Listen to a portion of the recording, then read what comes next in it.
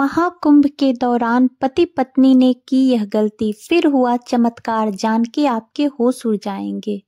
जय श्री कृष्ण। राधे राधे दोस्तों, प्रयागराज महाकुंभ मेले में जाने से पहले यह कहानी आपको जरूर सुननी चाहिए। यह कहानी आपको सिखाएगी कि आपको महाकुंभ मेले में कौन सी गलतियां नहीं करनी चाहिए, नहीं तो यह गलतियां आपका जीवन बर्बाद कर देगी। कैसे एक पिता ने अपना सब कुछ खो दिया, कैसे मनुष्य अपनी एक गलती के कारण अपना सब कुछ खो देता है, फिर पछताने से होत क्या जब चिड़िया चुग गई खेत। भक्तजनों, महाकुंभ मेला भारत का एक महान धार्मिक और सांस्कृतिक उत्सव है जो हर 12 वर्षों में 4 स्थानों हरिद्वार, प्रयागराज, उज्जैन और नासिक में आयोजित किया जाता है। इसे दुनिया का सबसे बड़ा संगम माना जाता है जहां करोड़ों श्रद्धालु गंगा घाट पर स्नान करने के लिए जुटते हैं। यह महाकुंभ भारतीय सांस्कृतिक आध्यात्म और आस्था का प्रतीक है जहां साधु संत, अघोरी बाबा, नागा बाबा और लाखों श्रद्धालु अपनी धार्मिक मान्यताओं को साकार करते हैं।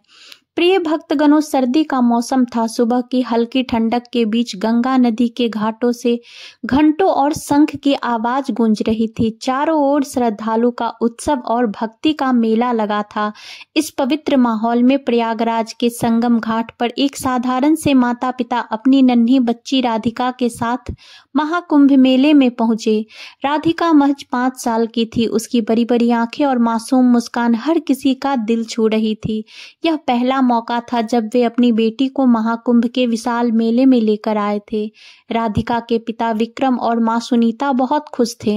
सुनीता ने राधिका को हल्के गुलाबी रंग की फ्रॉक और गले में छोटी सी रुद्राक्ष की माला पहनाई थी। बच्ची अपनी मां का हाथ पकड़कर खुश होकर इधर उधर देख रही थी। विक्रम और सुनीता ने सोचा कि महाकुंभ में गंगा स्नान करने से उनके परिवार के सारे पाप धुल जाएंगे और जीवन में सुख शांति बनी रहेगी। मेले में हर जगह भक्ति और उत्सव का माहौल था। साधु संतों की टोलियां भगवे वस्त्र पहने, ऋषि मुनि, अघोरी बाबा सिर पर चीलम लिए, नागा साधु और मंत्रों का जाप कर रहे थे। भक्त चारों ओर दिख रहे थे। राधिका पहली बार इतनी बड़ी भीड़ देख रही थी। उसकी आंखें चमक रही थी, लेकिन उसकी नन्ही उंगलियां अपने पिता के हाथों को मजबूती से पकड़े हुए थी। विक्रम ने अपनी पत्नी से कहा, सुनीता, राधिका का ध्यान रखना, यहाँ भीड़ बहुत है, उसका हाथ मत छोड़ना।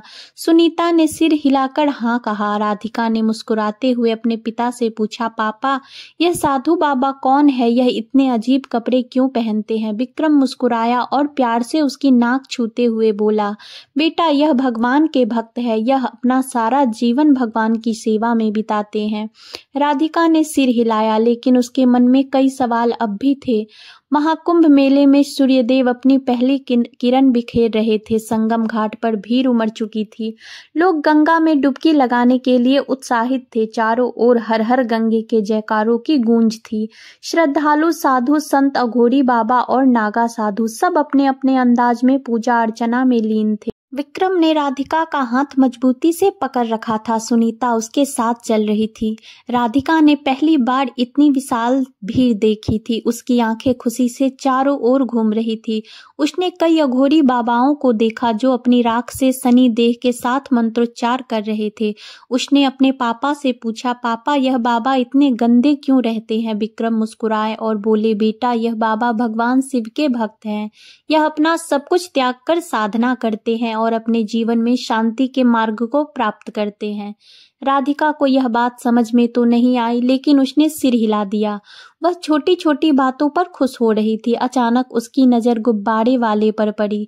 वह पिताजी से बोली, पापा, मुझे वह गुब्बारा चाहिए। विक्रम ने उसे समझाया, बेटा, पहले गंगा स्नान कर ले, फिर गुब्बारा भी ले लेंगे। संगम घाट पर स्नान के लिए एक लंबी कतार थी। विक्रम और सुनीता ने राधिका को अपने बीच में रखा और सावधानी से गंगा की ओर बढ़ने लगे। राधिका को अपनी मां का हाथ मजबूती से पकड़ने को कहा गया। गंगा के पवित्र जल में प्रवेश करते ही सुनीता ने भगवान का स्मरण किया। विक्रम ने राधिका को अपनी गोद में उठाया और गंगा जल से उसकी छोटी छोटी हथेलियां धोई। राधिका ने मासूमियत से पूछा, पापा, यह पानी इतना ठंडा क्यों है? विक्रम ने मुस्कुराते हुए कहा, यह पवित्र जल है बेटा, इससे मनुष्य के सभी पाप नष्ट हो जाते हैं, इसलिए इसे गंगाजल कहते हैं। राधिका को फिर भी कुछ समझ नहीं आया और उसने हाँ में सिर हिला दिया। स्नान के बाद परिवार घाट पर लौटने लगा, लेकिन भीड़ बढ़ती जा रही थी। चारों ओर लोगों का सैलाब था। विक्रम ने राधिका का हाथ फिर से मजबूती से पकड़ लिया। पास ही में कुछ मनचले लड़कों ने शोर मचाना शुरू कर दिया, जिससे भीड़ में खलबली मच गई और फिर अचानक भीड़ में धक्का मुक्की होने लगी।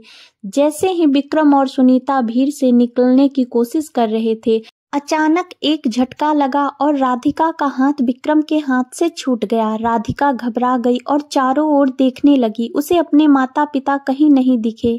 भीड़ इतनी ज्यादा थी कि विक्रम और सुनीता ने तुरंत राधिका को ढूंढने की कोशिश शुरू कर दी।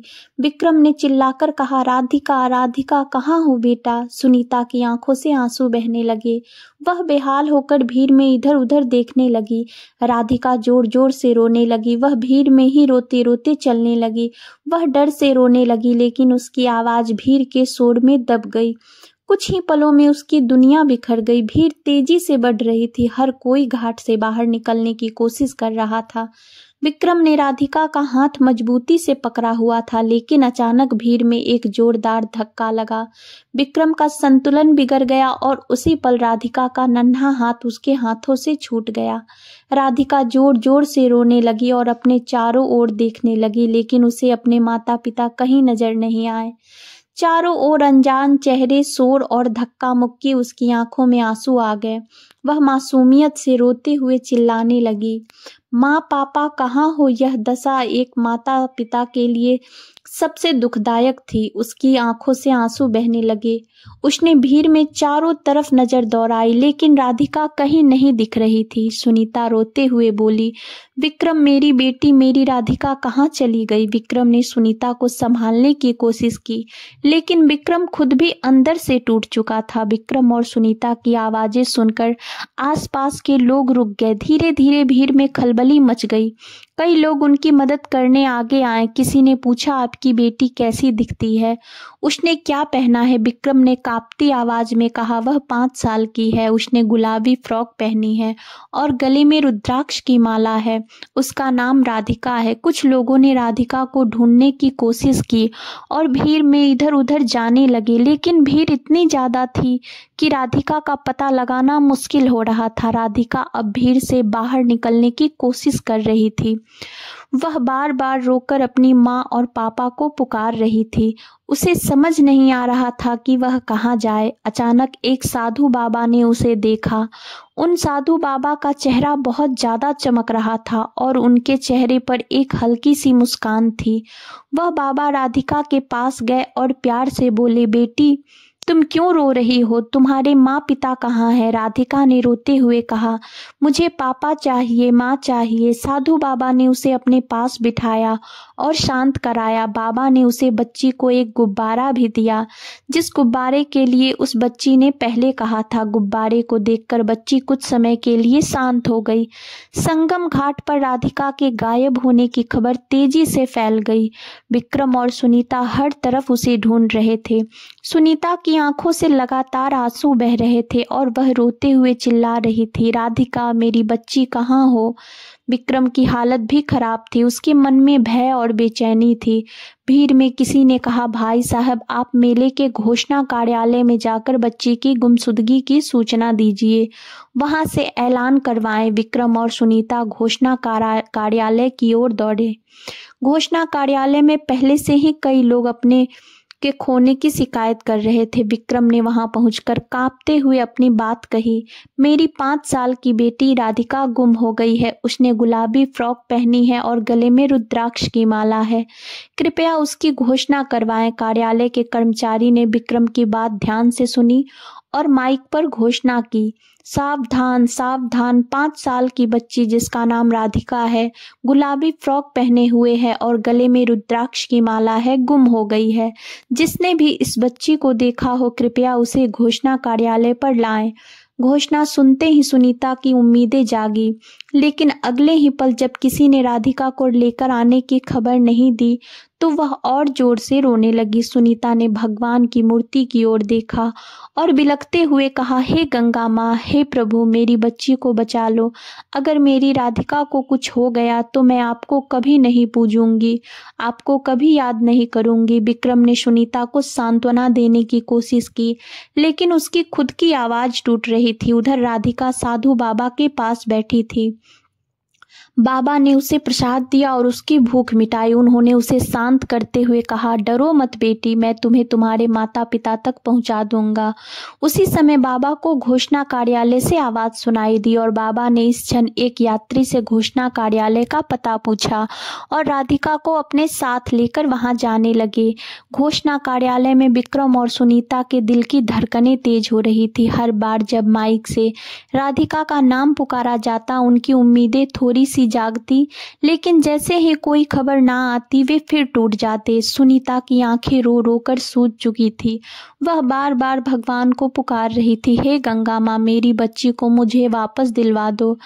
विक्रम ने सुनीता को संभालने की कोशिश की, लेकिन उनके अपने आंसू भी थमने का नाम नहीं ले रहे थे। चारों ओर से भीड़ का शोर, लोगों की हड़बड़ी और निरंतर घोषणाओं की आवाजें उसके दिल में घबराहट और बेचैनी बढ़ा रही थी। राधिका, जो अब भी घबराई हुई थी, साधु बाबा के साथ चल रही थी। बाबा ने उसे प्यार से कहा, डरो मत बेटी, भगवान ने मुझे भेजा है, मैं तुम्हें तुम्हारे माँ बाप के पास ले जाऊंगा। राधिका ने अपने छोटे छोटे हाथों से बाबा का हाथ कसकर पकड़ लिया।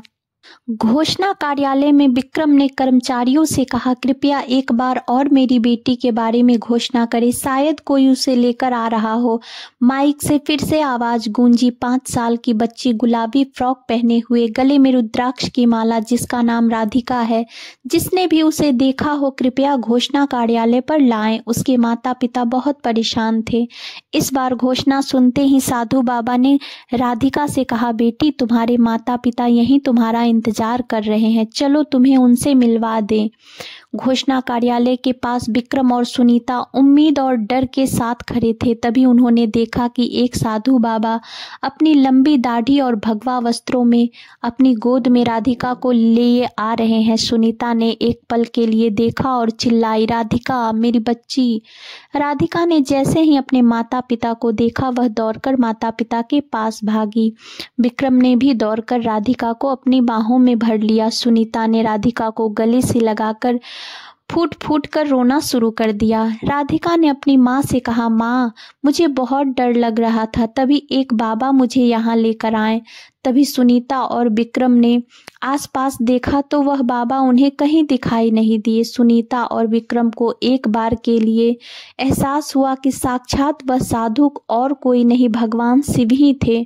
उन्होंने उनकी पुत्री की रक्षा की। राधिका को गोद में लेकर सुनीता और विक्रम ने राहत की सांस ली। सुनीता ने अपनी बच्ची को कसकर गले लगाया, मानो उसे कभी खुद से दूर नहीं होने देना चाहती हो। उनके दिल का भारी बोझ अब उतर चुका था, लेकिन सुनीता की आंखों से आंसू थमने का नाम नहीं ले रहे थे। तभी पास का एक वृद्ध कर्मचारी विक्रम और सुनीता के पास आया और बोला, मेले में भीड़ हमेशा बहुत होती है, यह जरूरी है कि ऐसे स्थानों पर आप हर पल सतर्क रहें, बच्चों का हाथ कभी ना छोड़ें और उन्हें हमेशा अपनी नज़रों के सामने रखें। यहाँ तक कि भक्ति और आस्था के बीच भी हमें अपनी जिम्मेदारियों का ध्यान रखना चाहिए। विक्रम और सुनीता ने यह सीख दिल से समझ ली और उन्होंने तय किया कि आगे से किसी भी भीड़ वाली जगह पर जाने से पहले पूरी तैयारी करेंगे और राधिका को कभी अपने नज़रों से दूर नहीं होने देंगे।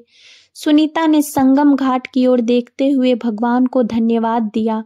उसने मन ही मन प्रतिज्ञा की कि वह अब कभी भगवान पर से अपनी आस्था नहीं खोएगी। उन्होंने साधु बाबा को भी याद किया, जिन्होंने राधिका को उनके पास पहुंचाया था। इसके बाद खुशी खुशी सुनीता और विक्रम राधिका के साथ अपने घर की ओर रवाना हो गए। प्रिय भक्तों, राधिका के मिल जाने के बाद विक्रम, सुनीता और राधिका अपने घर लौट आए। हालांकि यह घटना उनके जीवन का एक कठिन अनुभव थी, लेकिन इसने उन्हें गहरी सीख दी। अब वे न केवल अपने परिवार की सुरक्षा को लेकर और सतर्क हो गए थे, बल्कि उनकी अब भी और मजबूत हो चुकी थी। विक्रम ने अपने पड़ोसियों और रिश्तेदारों को यह कहानी सुनाते हुए कहा, महाकुंभ केवल आस्था और भक्ति का केंद्र नहीं है, यह हमें जीवन जीने की सही दिशा भी देता है। भगवान पर विश्वास रखें, लेकिन खुद भी अपनी जिम्मेदारियों को ना भूले। भीड़ भाड़ वाली जगहों पर हमें हमेशा सतर्क रहना चाहिए। बच्चों को अपनी नज़रों से कभी दूर ना जाने दे। याद रखें, हमारी सतर्कता ही हमारे परिवार की सुरक्षा है।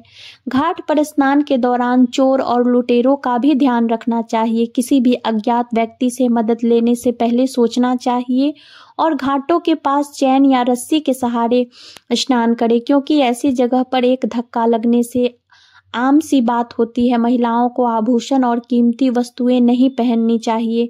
भीड़ में आभूषण और कीमती वस्तुओं के चोरी होने की संभावना रहती है। बेहतर है कि इन्हें घर पर छोड़कर जाएं।